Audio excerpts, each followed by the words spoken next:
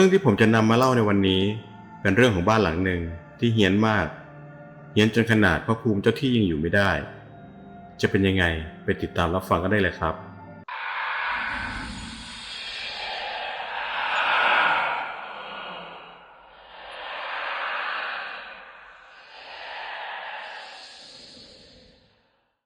สวัสดีครับท่านผู้ฟังยินดีต้อนรับเข้าสู่รายการเรื่องเล่าหลอนก่อนที่จะไปฟังเรื่องเล่ากันในวันนี้ขอให้เพื่อนๆได้โปรดกดไลค์กด Subscribe เพื่อเป็นกำลังใจให้ช่องของเรากันด้วยนะครับถ้าพร้อมกันแล้วก็ไปฟังกันได้เลยครับเรื่องนี้เป็นประสบการณ์ของคุณดิวนะครับโดยคุณดิวได้เล่าให้ฟังว่าเหตุการณ์เกิดขึ้นที่บ้านหลังหนึ่งแถวภาคอีสานเมื่อปี 2556 ช่วงนั้นคุณดิวเป็นทหารเกณฑ์อยู่หลังจากที่ฝึกเสร็จแล้วคุณดิวกับเพื่อนอีกคนหนึ่งมีชื่อในทหารรับใช้ของนายทหารท่านหนึ่งวันที่ไปรายงานตัวได้มีคำสั่งออกมาว่าให้ไปดูแลความสะอาดบ้านหลังหนึ่งที่อยู่ห่างจากค่ายซึ่งจะมีจ่าเป็นคนขับรถไปส่งถึงหน้าบ้านแต่เมื่อขับรถไปถึงปากซอยจ่าหักรถเข้าชิดข้างทางแล้วจอดจากนั้นก็หยิบกระดาษขึ้นมาเขียนอะไรสักอย่างลงไปคุณดิวกับเพื่อนเห็นอาการก็งงๆแต่ก็ไม่กล้าถามอะไรออกไปครู่ต่อมาจ่าก็ได้ยื่นกระดาษแผ่นนั้นให้แล้วก็บอกว่านี่แผนที่เมื่อคุณดิวรับมาดูก็ต้องอุทานออกมาโอ้โหจากแผนที่ในกระดาษบ้านหลังนั้นอยู่ห่างจากจุดที่คุณดิวอยู่ประมาณ2 กิโลลึกเข้าไปในซอยคุณดิวกับเพื่อนเดินเข้าไปในซอยกัน2 คนข้างทางจะเป็นป่าสลับกับสวนแทบจะไม่มีบ้านคนอยู่เลยจนมาถึงหน้าบ้านของนายทหารวินาทีที่คุณดิวเดินถึงตัวบ้านรู้สึกเหมือนใจโล่งไปอยู่ตะตุ่มเย็นสลั่นวาบจนขนตั้งชันลักษณะบ้านเป็นบ้านไม้ยกสูงโบราณหลังใหญ่และสภาพเก่าพอสมควรบริเวณรอบๆบ้านเป็นสนามหญ้าโล่งๆมีต้นไม้ใหญ่เพียงไม่กี่ต้นถัดออกไปนอกบริเวณบ้านเป็นป่ารกๆเมื่อมองจากหน้าบ้านห้องน้ำจะอยู่ใต้ถุนบ้านฝั่งซ้ายมือจะเป็นโรงเก็บของอยู่ติดกับตัวบ้านคุณอยู่กับเพื่อนเดินขึ้นบันไดที่อยู่หน้าบ้านไปชั้นบนเสียงบันไดไม้ลั่นดังแอดแอดแอดคงเป็นเพราะมันอายุมากโขแล้วจนมาหยุดตรงประตูหน้าบ้านมียันสีแดงแปะอยู่หน้าประตู1 ผืนเก่าจนอยากย่าระยงระยางไปมาดูแล้วให้ความรู้สึกเข้มขังดีที่ประตูมีโซ่เส้นใหญ่คล้องอยู่ที่วงกบคุณดิวไขกุญแจแล้วผลักประตูบานไม้เก่าๆดังแอดแกรกแกรกกลิ่นอับจางๆลอยฟุ้งไปทั่วอาจจะเป็นกลิ่นของเนื้อไม้ที่เก่ามากแล้วในตัวบ้านจะเป็นลานกว้างๆมีเฟอร์นิเจอร์ที่จำเป็นอยู่ครบถ้วนด้านซ้ายขวาและหน้าจะเป็นห้องที่ถูกคล้องโซ่ไว้คุณดิวกับเพื่อนช่วยกันทำความสะอาดจนเสร็จก็ออกไปหาอะไรทานกันข้างนอกกลับเข้ามาบ้านอีกทีก็ทุ่มกว่าเมื่อเดินมาถึงตัวบ้านในเวลากลางคืนเช่นนี้บรรยากาศมันช่างแตกต่างจากตอนกลางวันลิบลับบ้านไม้หลังใหญ่ดูมืดครึ้มหน้าขนลุกรอบๆบ้านดูเงียบเชียบและวังเวงคุณดิวนึกโกรธตัวเองที่กลับบ้านมาในค่ำมืดแบบนี้น่าจะเปิดไฟทิ้งไว้สักดวง2 ดวงก่อนออกไปข้างนอกตอนนี้ได้แต่ข่มใจเดินเข้าไปในตัวบ้านเมื่ออาบน้ำเสร็จก็ช่วยกันลากฟูกมานอนตรงลานโล่งหน้าทีวีคุณดิวรู้สึกตัวขึ้นมากลางดึกไม่แน่ชัดว่าเป็นเวลากี่โมงยังแปลกใจกับตัวเองว่าจะลืมตาตื่นขึ้นมาทำไมจึงข่มตาจะนอนต่อระหว่างนั้นได้ยินเสียงเพื่อนกรนเบาๆจนใกล้จะเคลิ้มหลับแต่มีเสียงบางอย่างดึงสติให้คุณดิวกลับมาลักษณะเหมือนมีคนเดินอยู่ในบ้านเพราะพื้นไม้มันลั่นเบาๆแอดแอดแอดคุณดิวพงกหัวขึ้นมาดูด้วยความแปลกใจแต่ก็แทบจะมองอะไรไม่ออกเพราะมันมืดเสียจนมองมือตัวเองก็ไม่เห็นคิดในใจว่าหูคงฝาดไปเองเพราะจำได้ว่าตัวเองเป็นคนล็อกประตูหน้าบ้านเองกับมือเสียงนั้นเงียบหายไปนานจนคุณดิวแน่ใจว่าตัวเองคงจะหูฝาดจึงล้มตัวลงนอนต่อคืนแรกก็ผ่านไปไม่มีอะไรเกิดขึ้นจนในคืนต่อมาคุณดิวกับเพื่อนปิดไฟนอนประมาณ5 ทุ่มแต่คุณดิวกับนอนไม่หลับจนเวลาล่วงเลยประมาณตี 1 กว่าหูได้ยินเสียงอะไรบางอย่างเบาๆคุณดิวพยายามตั้งใจฟังมันคล้ายกับเสียงคนเคาะประตูดังก๊อก ก๊อกก๊อกคุณดิวก็คิดในใจว่าใครมาเคาะประตูบ้านในเวลาแบบนี้แต่เสียงเคาะนั้น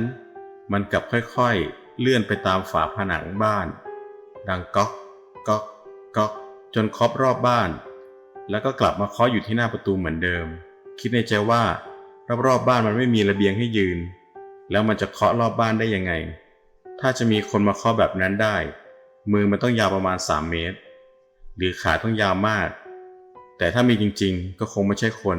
คุณดิวยิ่งคิดยิ่งทำให้จิตตกไปเรื่อยๆพยายามใช้เท้าเขี่ยเพื่อนที่นอนอยู่ข้างๆยังไงมันก็ไม่ยอมตื่นเอาแต่นอนกรนตั้งแต่ปิดไฟหรืออาจจะเป็นเจ้าที่ก็ได้ท่านอาจจะไม่แค่เตือนเพราะตั้งแต่ที่คุณดิวมา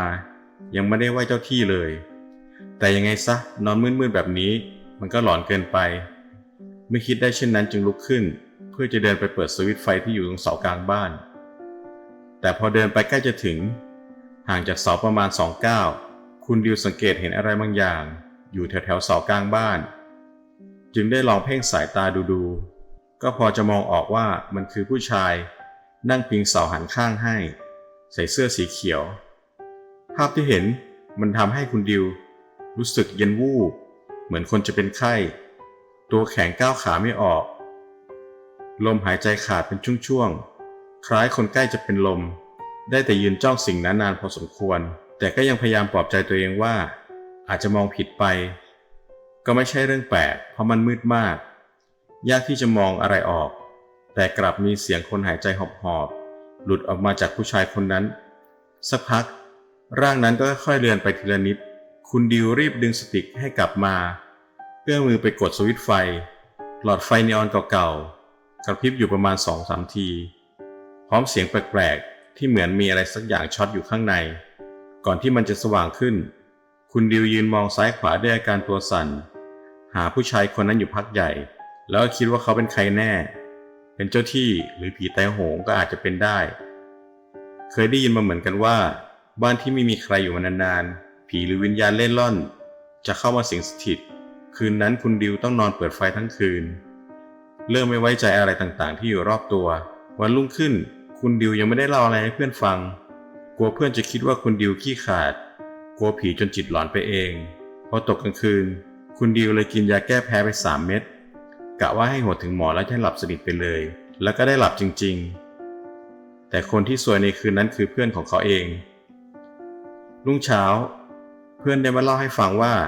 หลังจากปิดไฟเพื่อนได้เสียบหูฟังนอนดูหนังในมือถือจนเวลาประมาณเที่ยงคืนรู้สึกว่าคอแห้งหิวน้ำจึงเดินไปกินน้ำที่กระติกที่วางไว้ข้างทีวีจังหวะที่หันตัวกลับมาปรากฏว่าเจอเข้ากับผู้หญิงในชุดคลุมท้องยืนอยู่กลางบ้านเพื่อนคุณดิวหยุดชะงักทันทียืนอึ้งกับภาพที่เห็นตรงนั้นเป็นผู้หญิงผมยาวใบหน้าและลำตัวดำมากเหมือนกับเอาขี้เขม่ามาทาไว้อย่างนั้นเห็นแค่เพียงลูกตาสีขาวขุ่นที่จ้องมาทางเพื่อนปานว่าจะกินเลือดกินเนื้อกันให้ได้เธอคนนั้นยกมือขึ้นมาชี้หน้าพร้อมกับพูดเสียงเย็นๆแต่ดุดันว่าที่นี่ของกูออกไปเพื่อนก็คิดในใจว่าเกิดเป็นผู้ชายอก3 ศอกจะกลัวอะไรกับผู้หญิงถึงแม้จะเป็นผีก็เถอะเคยสาบานไว้ว่าจะไม่กลัวผู้หญิงคนไหนนอกจากแม่กับเมีย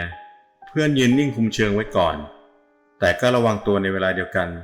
สักพักใหญ่ๆเธอคนนั้นก็หายไปเหมือนว่าก่อนหน้านี้ไม่ได้มีอะไรเกิดขึ้นหลังจากที่คุณดิวได้ฟังเรื่องที่เกิดขึ้นกับเพื่อนจึงได้ยกมือถือโทรหาจ่าทันทีจ่าผมอยู่ไม่ได้แล้วนะนี่ขนาด3 คืนเองรู้เปล่าว่าพวกผมเจออะไรบ้างพวกเองคิดไปกันเองหรือเปล่าวะอ้าวงั้นจ่ามานอนกับพวกผมไหมเอองั้นเอางี้เดี๋ยวกูจะนิมนต์พระไปตั้งศาลพระภูมิให้แล้วกันจากวันนั้นคุณเดียวกับเพื่อนก็ได้กลับไปนอนที่กองร้อยในระหว่างนั้นจ่าก็ได้นิมนต์พระมาตั้งศาลพระภูมิให้แก่บ้านหลังนั้นเมื่อเสร็จแล้วจ่าก็ให้คุณเดียวกับเพื่อนเข้ามาดูแลบ้านหลังนี้อีกครั้งตอนที่กลับมายังบ้านหลังนี้คุณดิวรู้สึกอุ่นใจขึ้นเยอะที่เห็นศาลพระภูมิตั้งอยู่ลานหน้าบ้านเวลาประมาณ3 ทุ่มในคืนนั้นคุณดิวเดินลงมาเข้าห้องน้ำใต้ถุนบ้านในจังหวะที่กำลังนั่งปลดทุกข์อยู่คุณดิวก็ได้ยินเสียงแอดเบาๆคล้ายกับว่ามีคนเดินไปมาอยู่บนบ้านแต่ แต่ในตอนนั้นคุณดิวก็ได้ยินเสียงเพื่อนคุยโทรศัพท์อยู่แถวหน้าบ้านทำให้รู้สึกเอะใจขึ้นมาว่างั้นใครที่เดินอยู่บนบ้านเลยลองมองขึ้นไปข้างบนแผ่นไม้กระดานมันไม่ได้ชิดกันมากจึงพอที่จะมองผ่านร่องไม้ขึ้นไปได้ปรากฏว่าคุณดิวเห็นเหมือนมีเงาของใครสักคนเดินวนไปเดินมาอยู่ข้างบนคุณดิวพยายามคิดว่าห้องที่ตรงอยู่กับห้องน้ำนี้น่าจะเป็นห้องที่อยู่ทางฝั่งหลังของบ้านหรือเป็นหลังทีวีซึ่งห้องนั้นมันคล้องโซ่ไว้อยู่ก่อนแล้วไม่น่าจะมีใครเข้าไปข้างในได้ไม่อย่างนั้นคนที่เดินไปเดินมาอยู่ข้างบนก็ต้องอยู่ในห้องนั้นตั้งแต่แรกอยู่แล้วคุณดิวรีบก้มหน้าลงทันทีด้วยความกลัวหวาดระแวงเริ่มโหมเข้าใส่อีกครั้งพยายามเร่งรีบทำธุระให้เสร็จระหว่างนั้นเสียงเดินอยู่ข้างบนก็เงียบหายไปทำให้คุณดิวหยุดชะงักไปด้วยหัวใจเต้นไม่เป็นจังหวะคิดในใจว่าทำไมสิ่งที่อยู่ข้างบนจึงหยุดเดินหรือมันรู้ว่าเราอยู่ในห้องน้ำข้างล่างนี้งั้นตอนนี้มันคงกำลังมองลอดร่องไม้ลงมาแน่ยิ่งคิดก็ยิ่งแทบบ้าคุณดิวรีบทำธุระให้เสร็จแล้ววิ่งพรวดพลาดออกจากห้องน้ำไปทันทีแต่คืนนั้นคุณดิวกับเพื่อนก็ไม่ได้พบเจออะไรแปลกๆวันต่อมาหลังจากกินข้าวอาบน้ำกันเสร็จคุณดิวก็มานอนเล่นมือถืออยู่บนฟูกหน้าทีวีปกติจนเวลาล่วงเลยมาประมาณ5 ทุ่มหูของคุณดิวได้ยินเสียงดังโพะตุบลักษณะเหมือนอะไรบางอย่างแตกคุณดิวหยุดฟังแต่เสียงมันก็ไม่ได้ดังขึ้นมาอีกด้วยความสงสัยคุณดิวกับเพื่อนเลยลุกขึ้นมาหาที่มาของเสียงเหมือนว่ามันจะดังมาจากแถวหน้าบ้านก็ได้ลองเดินออกไปดูแต่ก็ต้องหายใจวูบความมึนงงต่างๆถาโถมเข้ามาเรื่อยๆเพราะศาลพระภูมิที่เพิ่งจะตั้งไปเมื่อกี่วัน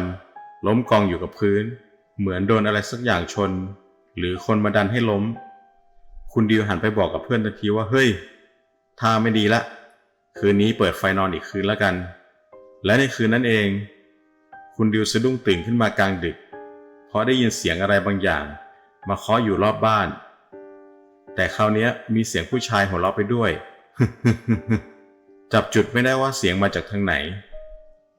คุณดิวได้แต่นอนตัวแข็งทื่อคิดจะเอาเท้าเขี่ยเพื่อนแต่กลับขยับตัวไม่ได้อาจเป็นเพราะความกลัวได้แต่นอนตัวสั่นตาค้างอยู่แบบนั้นสักพักต่อมา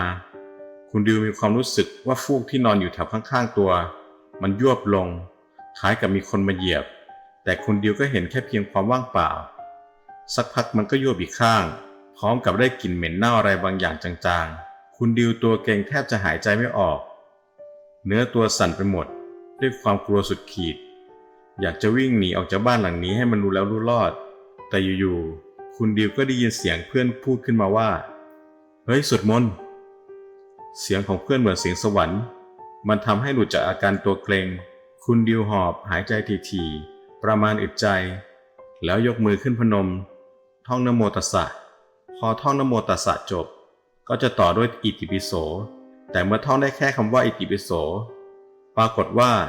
มีเสียงของชายคนหนึ่งพูดแทรกขึ้นมาว่าตอนนั้นกูก็ท่องแบบนี้แหละแล้วก็ไม่รอดน้ำเสียงนั้นเย็นเยือกไปจนถึงขั้วหัวใจความอดทนอดกลั้นถึงที่สุดคุณดิวกับเพื่อนได้วิ่งเตลิดออกจากบ้านหลังนั้นทันทีร้องโวยวายเหมือนคนสติแตกแล้วไปนั่งหอบกันอยู่ที่หน้าร้านมินิมาร์ทหน้าปากซอยพอรุ่งเช้าคุณดิวรีบโทรหาจ่าทันทีและเล่าให้จ่าฟังเรื่องศาลพระภูมิแต่จ่าก็ยังไม่เชื่อจนจ่าได้เข้ามาดูด้วยตาตัวเองแต่ก็ยังไม่วายถามพวกคุณดิวว่ามีใครมาเล่นพิเรนถีบศาลหรือเปล่าคุณดิวจึงได้ถามจ่าถึงประวัติของบ้านหลังนี้แต่จ่าก็ไม่ยอมบอกอะไรคุณดิวเลยบอกว่างั้นเอานี้ถ้าจ่าคิดว่ามันไม่มีอะไรคืนนี้จ่ามานอนที่นี่เลยถ้าจ่าอยู่ได้ถึงพรุ่งนี้เงินเดือนของผมทั้งเดือนผมยกให้จ่าหมดเลยแต่จ่าก็เอาแต่ปฏิเสธท่าเดียวส่วนพวกคุณดิวก็ยืนยันว่ายังไงก็ไม่อยู่แล้วและบอกกับจ่าว่าจะย้ายผมไปอยู่ที่ไหนก็ได้แต่ที่นี่ยังไงผมก็ไม่อยู่จ่าก็พูดขึ้นมาเบาๆเหมือนบ่นว่ากูว่าแล้วเช้าวันต่อมาคุณดิวกับเพื่อนกลับเข้ามาขนของออกจากบ้านเสร็จแล้วก็ไปนั่งกินก๋วยเตี๋ยวแถวหน้าปากซอยด้วยความสงสัยอยากรู้จึงถามป้าคนขายก๋วยเตี๋ยวถึงประวัติของบ้านนายทหารนี้ป้าก็ทำท่าอึกอักแต่ก็ไม่ยอมบอกค คุณดิวจึงได้ยื่นเงินให้ป้าไป300ป้าแกก็เลยเล่าให้ฟังว่าแต่เดิมบ้านหลังนั้นนายทหารปลูกไว้ให้ลูกสาวตัวลูกสาวทำงานอยู่ที่กรุงเทพพอถึงวันที่กลับมาอยู่บ้านตัวลูกสาวได้ท้องประมาณ 6-7 เดือนแต่ฝ่ายชายที่อยู่ที่กรุงเทพก็ไม่ยอมมาดูแลและทำท่าเหมือนจะไม่ยอมรับเป็นพ่อด้วยจนกลายเป็นขี้ปากชาวบ้านสุดท้ายลูกสาวทนไม่ไหวจึงผูกคอตายบนขื่อกลางบ้านหน้าทีวีหลังจากที่ลูกสาวเสียชีวิตบ้านหลังนั้นก็ถูกทิ้งร้างแต่ก็ไม่ได้มีการเคลื่อนย้ายเฟอร์นิเจอร์ใดๆและหลังจากนั้นไม่นานคนเก็บขยะได้กลิ่นเหม็นเน่าลอยออกมาจากในบ้านด้วยความสงสัยจึงไปส่องดูตรงซี่ไม้หน้าประตูบ้านนอนตายอยู่ในบ้านในท่าพนมมือคาดว่าเป็นขโมยที่จะเข้ามาขโมยของในบ้านแล้วได้เจออะไรบางอย่างที่อยู่ในบ้านจนทำให้หัวใจวายตายเป็นไงกันบ้างครับสำหรับเรื่องนี้ฟังแล้วหลอนเลยไหมครับสำหรับวิญญาณดวงนี้คงจะเฮี้ยนน่าดูเพราะว่าเป็นวิญญาณของผีตายท้องกลมและยังเป็นวิญญาณที่มีความอาฆาตแค้นจากเรื่องความรักหรือคุณผู้ฟังมีความคิดเห็นยังไงสามารถคอมเมนต์บอกกันได้นะครับผมจะรออ่านคอมเมนต์จากผู้ฟังครับฟังคลิปนี้จบแล้วถ้าชอบก็ขอให้กดไลค์เพื่อเป็นกำลังใจให้ช่องของเรากันด้วยนะครับกดแชร์ไปยังโซเชียลของคุณเพื่อให้เพื่อนของคุณได้ฟังเรื่องนี้กด Subscribe กดกระดิ่งแจ้งเตือนจะได้ไม่พลาดเวลาลงคลิปใหม่ๆกันนะครับสำหรับใครที่มีประสบการณ์เรื่องหลอนๆอยากจะส่งมาแชร์ให้กับเพื่อนๆคนอื่นได้ฟังสามารถส่งมาได้ที่เมลของรายการหรือแฟนเพจเรื่องเล่าหลอนโดยผมจะทิ้งลิงก์ไว้ใต้คลิปนี้นะครับสำหรับวันนี้หลับฝันดีราตรีสวัสดิ์ครับ